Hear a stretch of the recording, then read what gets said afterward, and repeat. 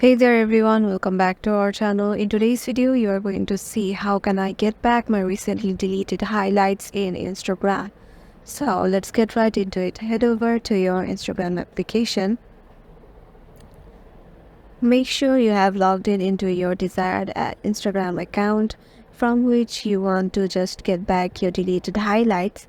And let me tell you something, please make sure you have updated your Instagram account and to the latest version. So click on your profile icon on the lower right corner and go to the hamburger window, and then go to your activity section. Then go to likes option. Then just filter to from all content types to,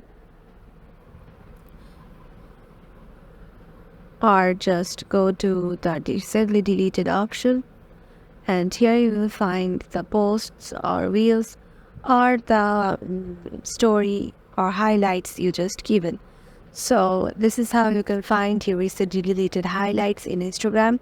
Make sure you have backed up your highlights and backed up your Instagram while opening your account. And yeah, this is how you can do it. Hope this video will help you out, and make sure to give it a thumbs up and subscribe to our channel, and we'll see you in the next one.